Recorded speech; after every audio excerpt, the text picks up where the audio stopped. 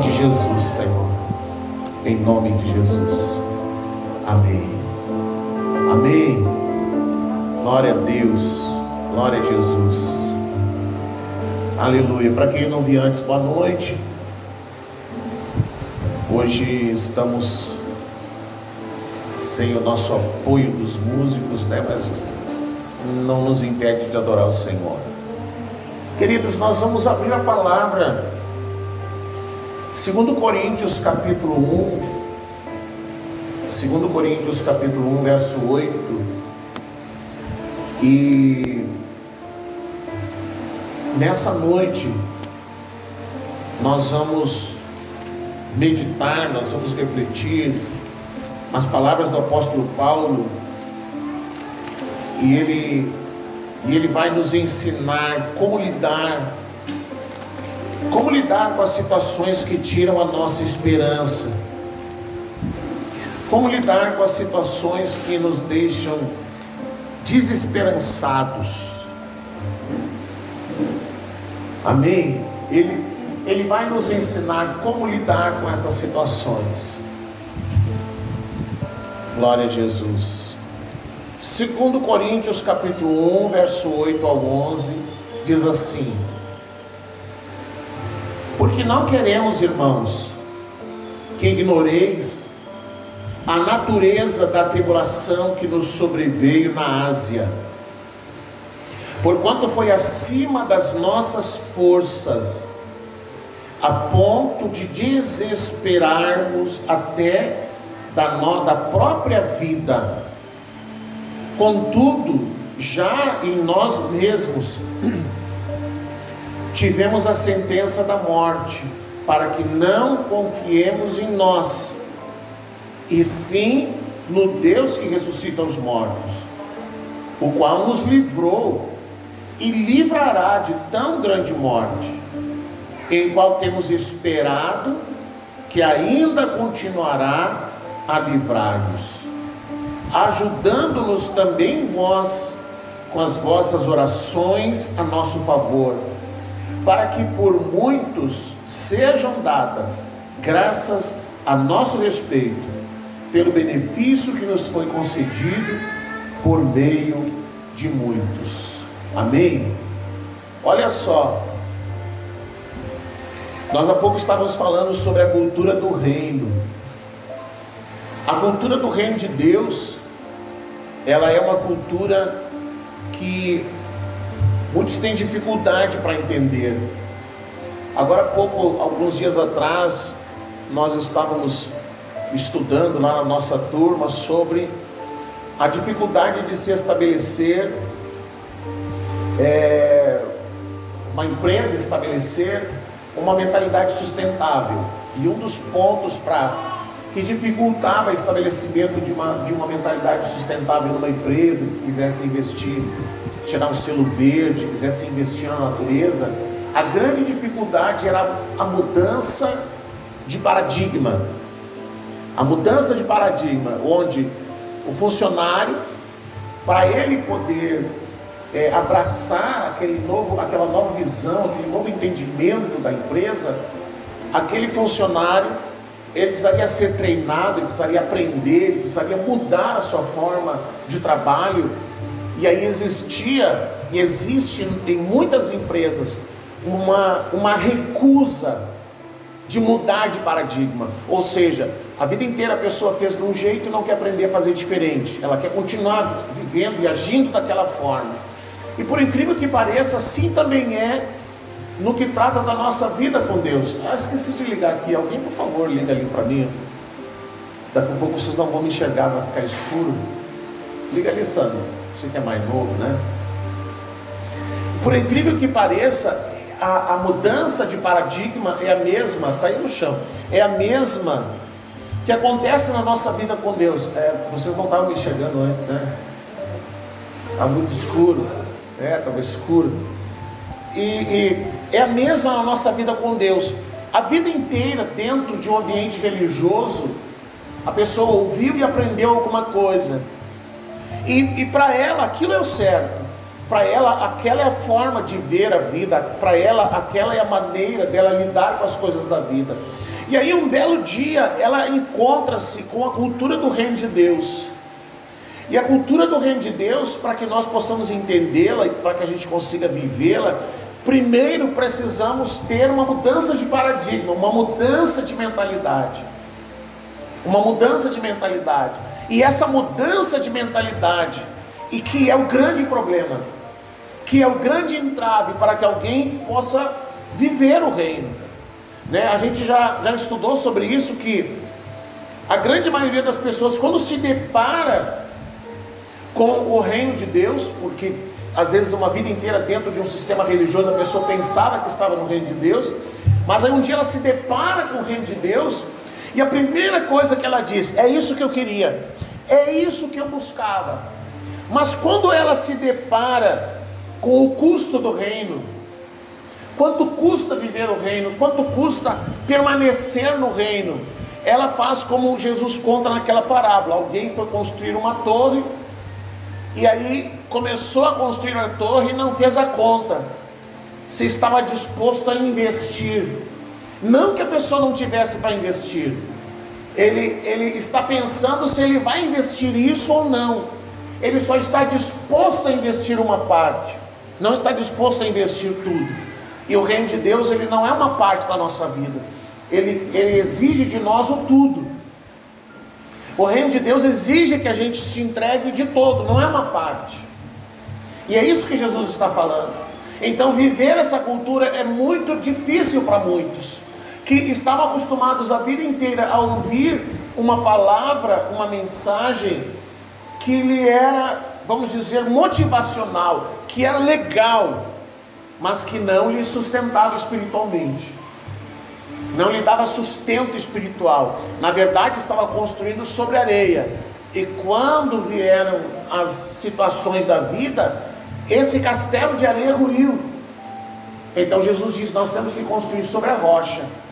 E aí você está dizendo: pastor, você lê uma coisa e está falando outra. Aí você pensa: pastor, se perdeu. Não, eu estou falando isso porque o apóstolo Paulo, ele vai falar sobre as tribulações que ele viveu. E se nós andamos com o Senhor, e se nós vivemos com o Senhor, e nós temos uma expectativa de que, pelo fato de sermos cristãos, a vida ela vai ser sempre favorável. Eu sou cristão, eu estou no reino, eu vivo no reino, ou o reino está em mim, que Jesus diz: o reino está dentro de vós. Então, como eu estou no reino, a vida vai sempre me ser favorável, tudo sempre vai me ser agradável, a vida vai me oferecer sempre coisas agradáveis, a vida vai me proporcionar sempre momentos felizes. Se nós tivermos essa mentalidade, se nós vivermos baseados nessa mentalidade de que sempre, pelo fato de estarmos no reino, sempre tudo na vida estará positivamente bem, então nós estamos com um problema. Porque se olharmos para a palavra, se olharmos para os evangelhos, se olharmos para Atos dos Apóstolos, nós vamos ver que na prática a igreja primitiva nem sempre a vida sorriu para elas, a vida nem sempre foi positiva para eles. Esses irmãos tiveram que lidar com as tribulações da vida. O fato é que nós não sabemos lidar com as tribulações da vida. O fato é que nós criamos uma expectativa na nossa mente, no nosso coração, de que tudo sempre tem que estar bem. Nós criamos uma expectativa na nossa mente de que Deus sempre vai nos proporcionar as coisas agradáveis. Então nós vemos aqui o apóstolo Paulo falando, e ele está contando um episódio que foi tão difícil, que foi tão pesado para ele viver, para ele suportar, que ele está contando, ele está relatando como ele lidou com essa circunstância, como ele lidou com essas tribulações da vida, porque Jesus mesmo disse: no mundo tereis aflições, mas tenha bom ânimo. Então, se Jesus nos alerta para a gente ter bom ânimo, quer dizer que existe algo que é o mau ânimo, que seria o desânimo, a tristeza, o abatimento, que nos Salmos Davi canta: por que estás abatido, a minha alma? Por que você está abatido? Espera em Deus, ele fala lá no Salmo. Então o apóstolo Paulo vai dizer assim: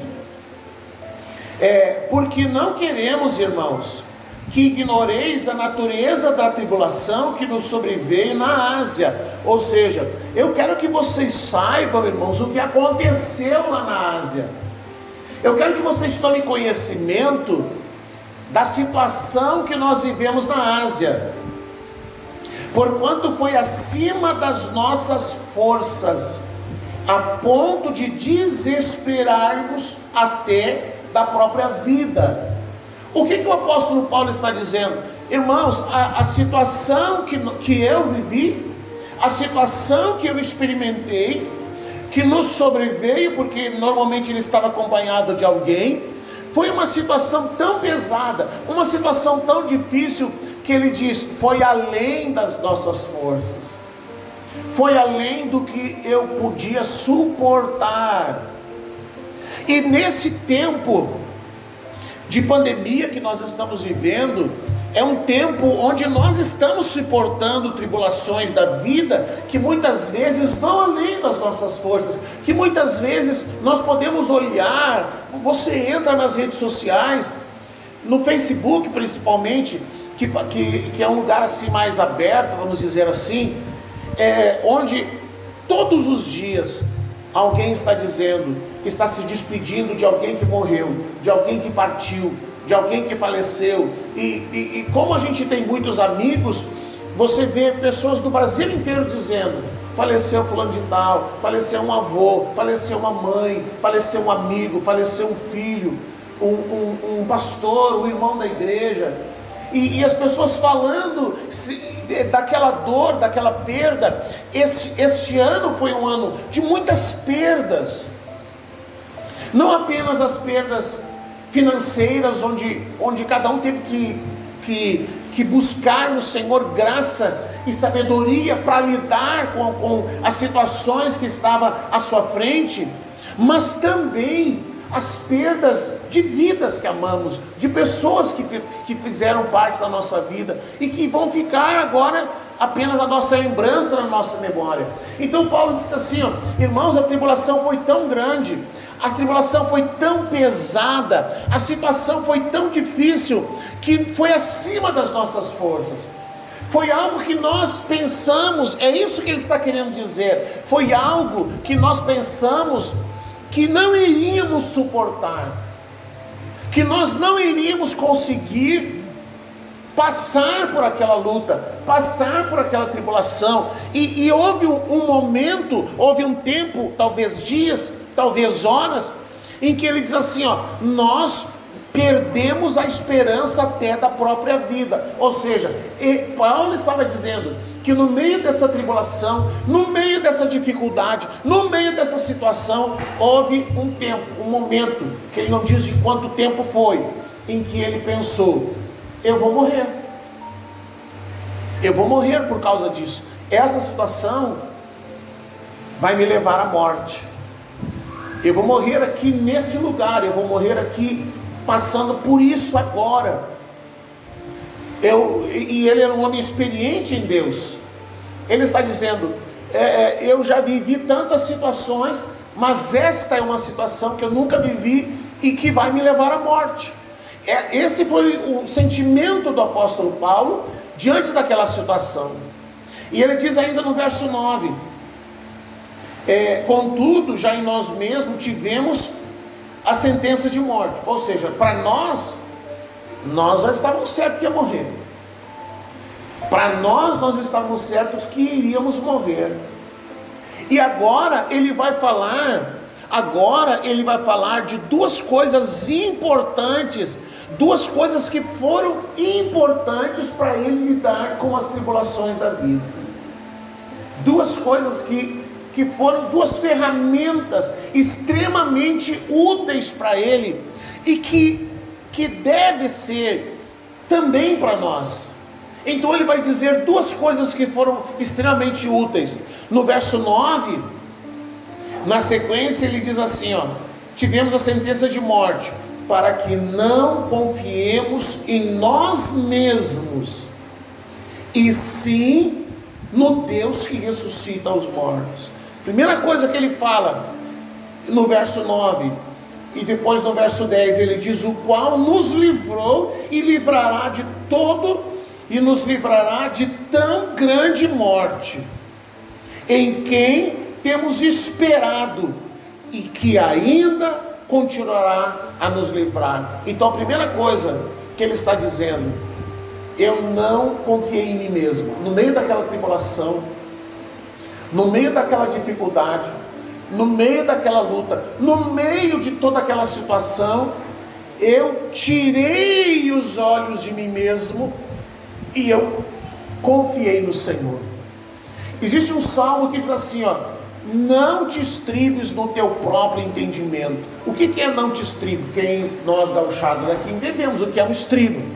O estribo é aquele negócio que você apoia o pé para montar no cavalo. Então você calça o pé ali, enfia o pé no estribo e monta no cavalo. E ele, uma vez bem encilhado o cavalo, ele vai aguentar um camarada pesado que nem eu, bem firme no estribo. Mas a palavra diz assim, não te estribes no teu próprio entendimento, ou seja, não te apoie em ti mesmo, não apoie a tua fé, a tua convicção, que você vai ter habilidade para lidar com isso, que você tem capacidade para lidar com isso. Paulo está dizendo, para que eu não confiasse em mim mesmo, eu olhei para o Senhor. Ou seja, ele está dizendo, no meio da tribulação, quando tudo não estiver bom, quando a vida não estiver sorrindo para você, quando os problemas surgirem, quando enfrentarmos situações que podem nos levar a pensar que aquele problema vai nos derrubar, nós precisamos olhar para o Senhor, e Ele tem que ser a nossa esperança. Os nossos olhos têm que estar voltados para Ele.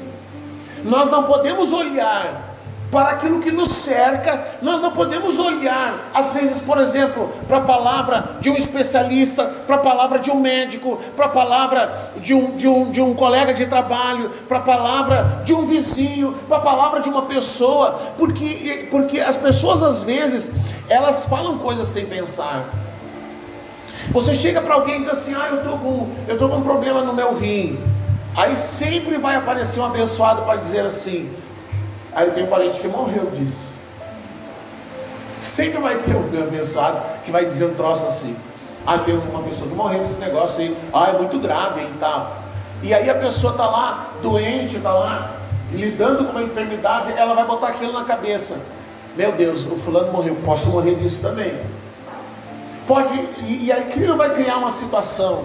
Então a palavra está dizendo assim, não confie em si mesmo, não confie na tua própria habilidade, não confie que você tem uma experiência para lidar com essa ou aquela situação, não confie em si mesmo, coloca a tua esperança no Senhor, porque Ele está dizendo ali, Ele está dizendo na sua palavra, para que não confiemos em nós, e sim no Deus, que mesmo que aquela situação me vença, mesmo que aquela situação me leve à morte, Ele está dizendo, eu confio no Senhor que ressuscita mortos. Ele disse o que disse a Abraão. Você lembra que Abraão, ele leva o filho para oferecer em sacrifício, e ele leva alguns servos, ele leva alguns empregados, e ele chega ao pé do monte, e ele sabe, Deus disse, leva o teu filho até lá e ofereça em sacrifício. Ele sabe que o filho vai ter que morrer lá em cima.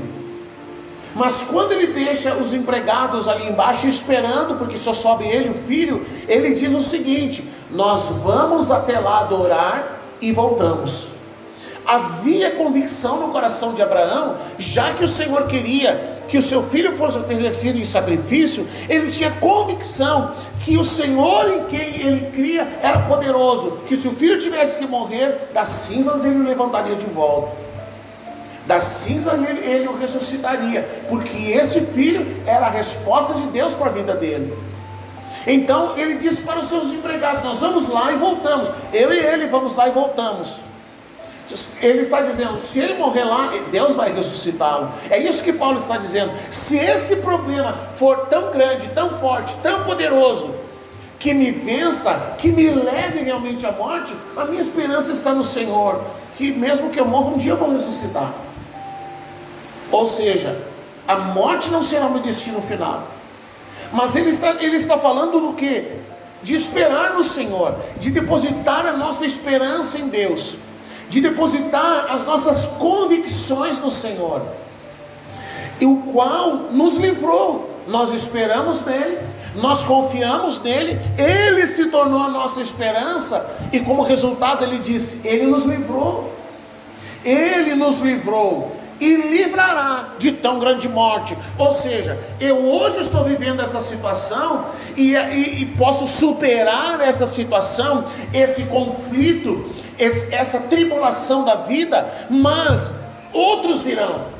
Eu posso passar por esse e eu jamais posso imaginar, pronto, agora eu nunca mais vou sofrer na vida, eu nunca mais vou ficar doente, eu nunca mais vou ter uma necessidade financeira, eu nunca mais vou ter uma crise no meu trabalho, uma crise no meu casamento, eu nunca mais vou ter uma dificuldade na vida. Não, ele está dizendo, Deus me livrou desse, porque nós sempre temos a impressão que o último problema que nós estamos vivendo é o mais terrível de todos. E se você olhar para anos atrás, ou talvez um ano atrás, e você viveu alguma situação muito terrível, e o que você está vivendo hoje, o que você viveu naquele tempo, hoje está no bolso daquilo que você está vivendo agora. Porque agora a situação foi mais complicada. Porque a nossa vida com Deus é assim, é que nem na escola. Você não vai ficar terminando o ensino médio juntando a E e a U. A E e a U é lá no começo. É lá no começo. Você não vai ficar terminar o ensino médio contando 1 mais 1 é 2. Não, você vai ter que lidar com outras coisas. E assim é a nossa vida com Deus. Lá atrás, no passado, a criança olhava e dizia, meu Deus, que difícil, 1 mais 1 é 2. Aí quando termina o ensino médio, junta a letra com o número, aí vira uma zoeira danada. E a pessoa tem que lidar com aquilo, tem que aprender a fazer aqueles cálculos. E aí ele vai vendo que cada vez vai sendo mais difícil, cada vez as provações que nós vivemos, elas vão se tornando mais pesadas, mais complicadas, mas em todas elas o Senhor nos livra. Esse que é o legal. A palavra diz assim, ó, muitas são as aflições do justo, mas o Senhor faz o quê? O Senhor os livra de todas.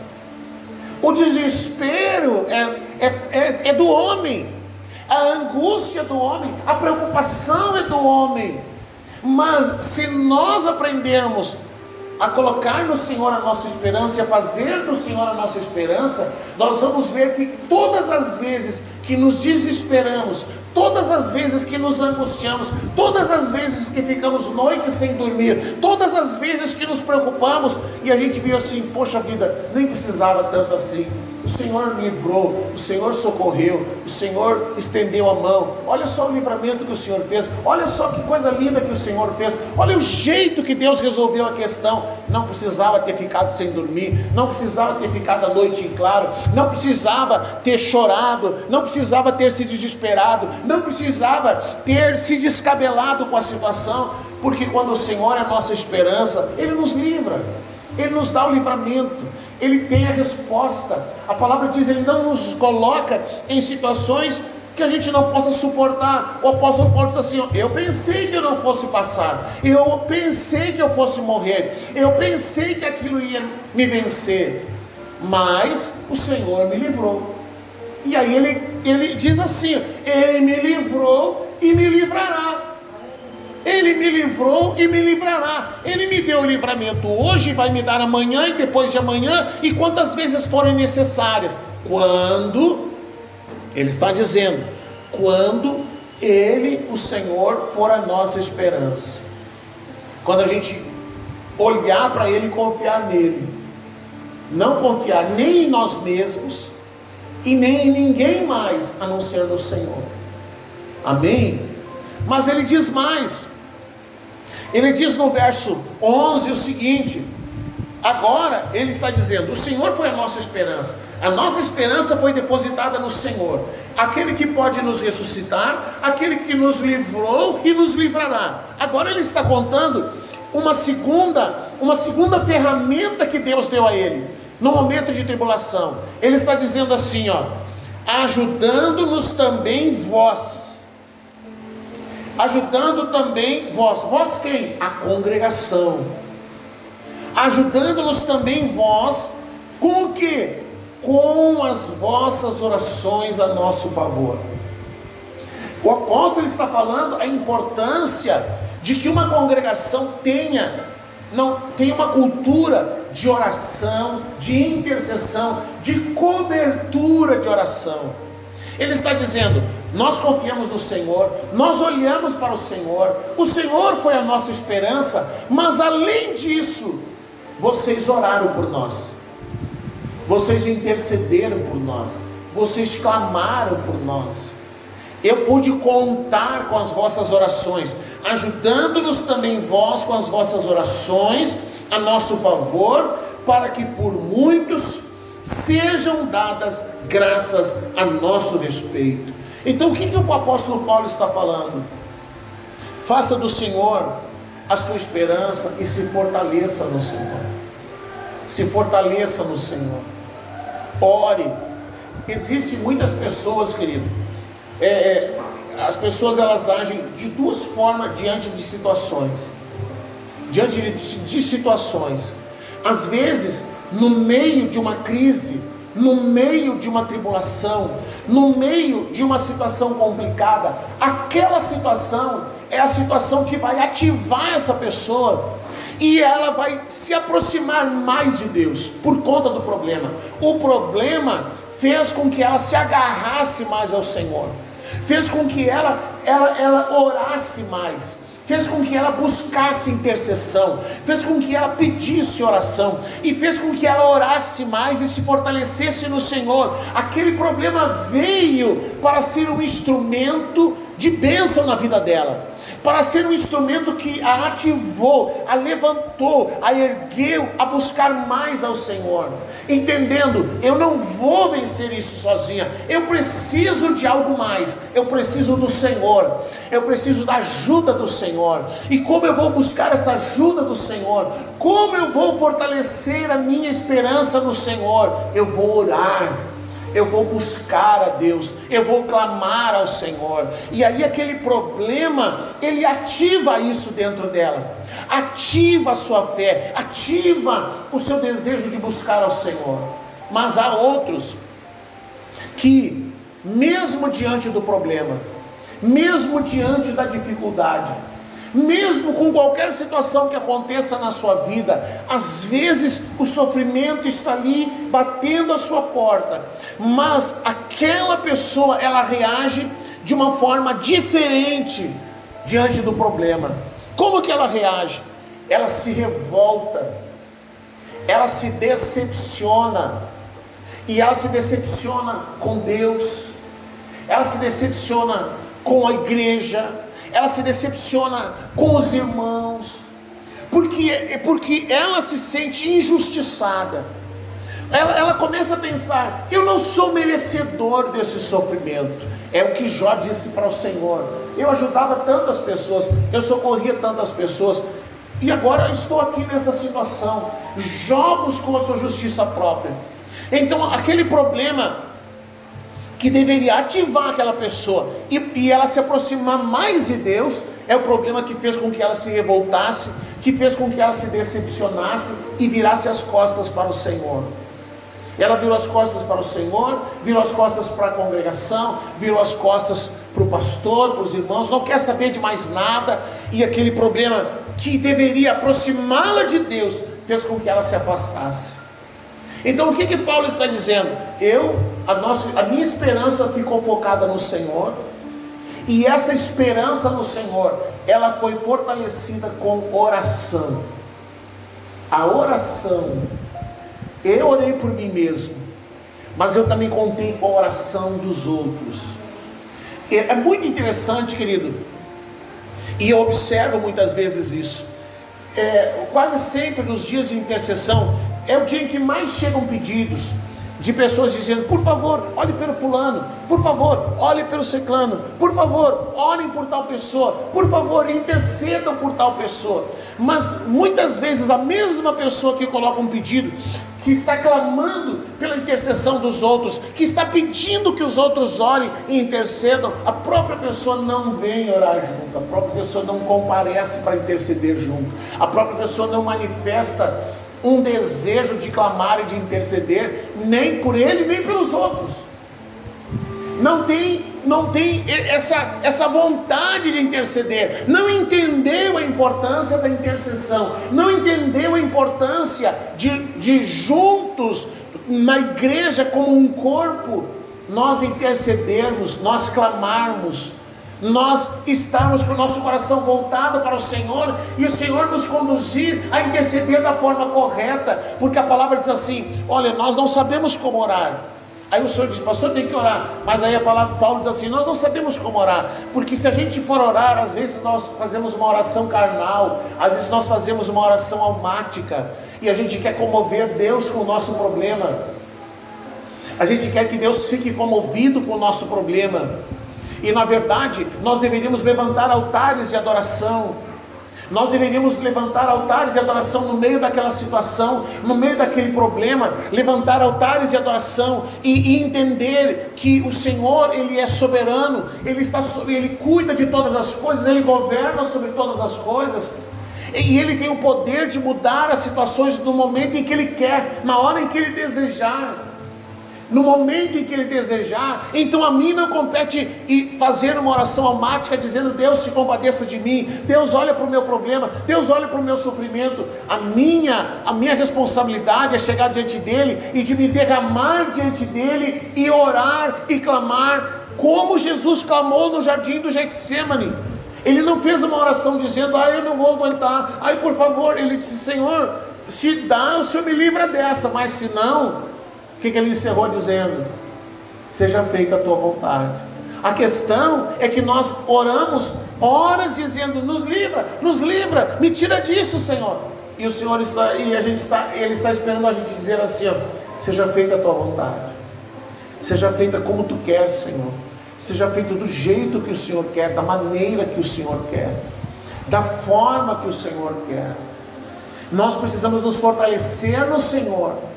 Precisamos entender que se nós estamos num corpo, existem pessoas que nos ajudam com oração, mas não apenas ficar naquele pensamento assim: os irmãos vão orar por mim, então eu vou ficar em casa descansando. Não, nós também temos que fazer a nossa parte, nós também temos que interceder, nós também temos que clamar, nós temos que fazer como fez Jesus, chamou os discípulos: vamos lá orar comigo. Vamos lá orar comigo. Mas ele não ficou sentado esperando, ele também foi orar, ele também foi interceder, ele também foi clamar ao Pai. E aí ele volta, o que os discípulos estão fazendo? Estão dormindo. E ele diz: vocês não conseguiram ficar comigo 1 hora, vocês não conseguiram ficar comigo 1 hora. E é mais ou menos essa mentalidade, querido. Se a pessoa tiver que ficar na frente da televisão 3, 4 horas, ela não tem sono, ela não fica cansada. Aí você fala de ir num culto, ela diz: eu fico cansado, me dá sono. Existe alguma coisa errada. Então há mais interesse na programação da televisão do que estar diante do Senhor. Há mais interesse no que está passando na tela do celular do que estar aos pés do Senhor. A questão é que estar aos pés do Senhor pode mudar a minha história, pode mudar a minha vida, pode mudar a minha situação. 1 hora diante de Deus, 10 minutos, não vou dizer 1 hora, você diz: pastor, pelo amor de Deus, 1 hora. 1 hora na mão do celular passa rápido, mas 1 hora orando, meu Deus, nunca termina. Meu Deus, que sono. Mas vamos lá, 10 minutos diante do Senhor orando, 15 minutos diante do Senhor orando, vai ter mais efeito na minha vida do que ficar 1 hora falando com alguém que não vai mudar nada na minha vida. ficar correndo atrás de pessoas que não vão mudar nada na nossa vida. Nós precisamos entender isso. É mais importante que a gente aprenda a dobrar os joelhos, a orar, a chorar, a clamar, a confiar no Senhor, a se fortalecer no Senhor. Se isso não fosse importante, a palavra não diria: fortalecei-vos no Senhor e na força do seu poder. Se isso não fosse importante para nós, a palavra não nos daria essa recomendação. Então isso é uma cultura que nós precisamos entender. Eu preciso de oração, amém, eu vou pedir para os irmãos orarem por mim, mas eu também vou orar, eu também vou clamar, eu também vou chorar, eu também vou me derramar, eu também vou fazer o que eu preciso fazer diante do Senhor. Então ele está dizendo ali: enquanto vocês nos ajudam com orações a nosso favor, para que por muitos sejam dadas graças a Deus a nosso respeito. Muitas pessoas vão dar graças a Deus pela forma que o Senhor te deu o livramento, mas porque você esperou nele, porque você confiou nele. Nós estamos terminando esse ano, agora hoje é dia 20, faltam 11 dias para terminar o ano. Daqui a 11 dias nós estaremos encerrando o ano. Esse ano nem fazer culto de virada a gente vai fazer, nem vai ter condições de fazer. Não há como estar aberto nesse horário, que era o nosso desejo, que era o nosso, vamos dizer assim, não dá nem para dizer que é nosso costume, mas a nossa vontade de estar no culto adorando ao Senhor e entrar o ano na presença do Senhor, na casa de Deus, no templo, adorando ao Senhor, junto com os irmãos que têm coragem de vir, porque nem todos têm também, por vários motivos. Às vezes o marido não gosta, enfim, que a esposa fique, essas coisas. Mas aquele que vem, e esse ano não será possível.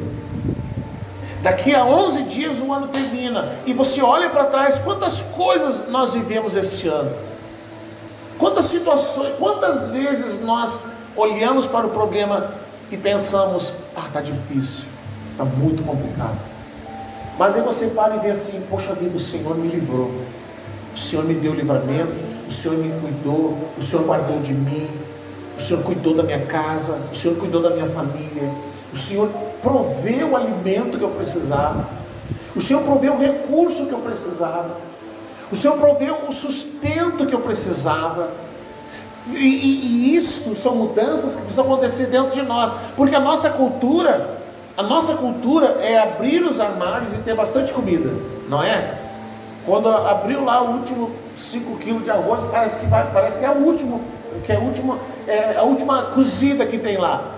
É a última medida que tem para cozinhar. Abriu recém 5 quilos, a pessoa olhou, já se desesperou. E aí quando Jesus fala da oração do Pai Nosso, ele não diz assim: me dá os armários cheios. Ele diz assim: na cultura do reino, a gente tem que aprender a orar o pão nosso de cada dia. Ele está dizendo: nós temos que confiar nele, nós temos que crer nele. O mesmo Deus que alimenta as aves dos céus, ele também cuida de nós. Ele diz: vocês não valem mais do que um pardal? Então por que vocês se preocupam? Essa é a mudança de paradigma que precisa ter. Descansar no Senhor, esperar no Senhor. Eu sempre me lembro que quando a gente estava em situação muito complicada, e as meninas vinham assim: pai, eu preciso de uma calça, porque crescem, né? Parece que comem fermento, não serve mais, eu preciso de uma calça, rasgou, enfim. E eu não tinha o recurso, então eu dizia: vocês vão orar? Vão orar, falem com Deus, vocês vão orar, vocês querem, vão orar, fala com o Senhor, e Ele vai prover. E quantas vezes eu creio que oravam, porque daqui um dia, daqui sei lá, às vezes no mesmo dia, alguém batia lá: eu fui lá quantas vezes eu vi isso? Eu estive lá numa loja, eu vi isso aqui, e eu lembrei da sua filha, nem sei se ela vai gostar. E aí a pessoa pegou e entregou, aí era o que ela queria. Eu lembro, há muitos anos atrás, no dia do aniversário da pastora Marisa, nós estávamos numa crise medonha, terrível, e não tinha dinheiro para comprar nada. E aí, de manhã, nós acordamos de manhã, dia do aniversário dela, e aí eu perguntei: o que você queria o que você quer comer hoje no almoço? E aí a gente conversando, ela disse, mas não tem dinheiro. Não, mas o que você queria? E ela começou a dizer, eu queria comer um arroz com bife acebolado. Ela disse algumas coisas assim. Eu disse, amei. E aí fomos passar aquela manhã. Quando deu mais ou menos umas 11 horas da manhã, alguém bateu lá. Fui atender, era o irmão Artelino, me lembro até hoje. O irmão Artelino bateu na porta e disse assim, pastor, eu fui no mercado lá fazer umas compras. Eu até estou sem jeito de lhe dizer, mas eu fui no mercado e aí eu senti uma coisa assim no meu coração, parece que Deus estava me dizendo. E eu trouxe aqui, eu trouxe arroz, eu trouxe bife, e trouxe cebola, e trouxe todas as coisas que a pastora tinha dito que queria comer naquele dia. E ele disse assim, o senhor não vai se ofender? Eu disse, não, irmão, muito obrigado, que Deus te abençoe, agradeci a ele e tal. E aí fui lá na cozinha, no lugar onde estava a pastora, e disse assim, tu não vai acreditar, o que é que tu ganhou de presente? Ela disse, como assim eu ganhei de presente? Nada, eu contei o que tinha acontecido, e ela foi ver, era exatamente aquilo que ela tinha falado, tinha comentado que ela gostaria de comer naquele dia. Deus proveu. Nós olhamos no armário, às vezes a gente pensa que tem que ter o armário cheio, mas Jesus disse assim, olhe pelo pão nosso de cada dia, confie que Ele vai prover. Se você está vivendo agora um momento de tribulação, em que você está perdendo as forças, faça do Senhor a tua esperança, se fortaleça no Senhor, não ouça outras vozes, ouça a voz do Senhor, ouça o que o Senhor está te dizendo, te fortaleça nele, em nome de Jesus, amém? Vamos ficar de pé, vamos orar nessa noite, para que o Senhor te dê esperança, aleluia. Isso, chega aí pertinho da sua família, nós vamos orar pela família também, e nós vamos orar. Mas te darei a minha canção. Quando nós estamos passando por tribulações, parece-nos que aquela situação veio para ficar. Parece que aquele problema veio, se estabeleceu e não vai embora. Mas nessa noite nós precisamos entender. Olhe para o Senhor, faça dele a tua esperança. Não olhe para a tribulação, não olhe para a dificuldade, não olhe para a dificuldade que você está vivendo. Olhe para o Senhor, faça dele a tua esperança. Olhe para Ele, porque Ele te livrará. Ele tem o poder de te dar o livramento. Te apoie nele, descanse nele, descanse na sua palavra, conforte-se na sua palavra. Vai valer a pena. Pai, nós oramos nessa noite que precisamos aprender a olhar para Ti, Senhor, no meio de tantas tribulações que possamos estar vivendo, no meio de situações, Senhor, que podem nos fazer desesperar-nos da vida, que podem nos fazer desistir da vida. Tamanha dor, tamanha batalha, tamanha tribulação, Senhor, que nos faça pensar que não vamos suportar, que não há mais forças em nós. Mas a Tua palavra diz: o Senhor é a nossa força, o Senhor é nosso socorro bem presente nos dias de tribulação. Pai, nos ajuda a lidar com as tribulações, a lidar com os problemas, Pai. Nos ajuda, Senhor, que no meio desses problemas seja ativado em nós um desejo de correr para Ti, de Te buscar, de Te adorar, de se render a Ti, de confiar em Ti, de ser fortalecido em Ti, Senhor. Que as tribulações da vida não nos afastem de Ti, não gerem decepção em nós, não gerem revolta em nós, não gerem angústia em nós, não gerem desespero em nós. Em nome de Jesus, Senhor, que as nossas lágrimas de tristeza sejam enxugadas, Pai, sejam amparadas por Ti. Pai, eu quero abençoar essa família, e eu quero abençoar cada família desse ministério, cada família que em algum momento vai ouvir essa palavra e receber essa palavra. Que a Tua graça entre nesse ambiente, Senhor, onde a tristeza, onde a dor, onde a tribulação, onde a esperança sumiu, aonde a tristeza tem governado, Pai. Que o Senhor possa trazer cura, que o Senhor possa trazer saúde, que esse lugar, essa casa, essa família aprenda a se fortalecer no Senhor, aprenda a fazer do Senhor a sua esperança, e entenda que Tu és o Deus que nos livra, Tu és o Deus que nos dá o livramento. Senhor, abençoa esse lar, abençoa essa casa e abençoa essa família, em nome de Jesus.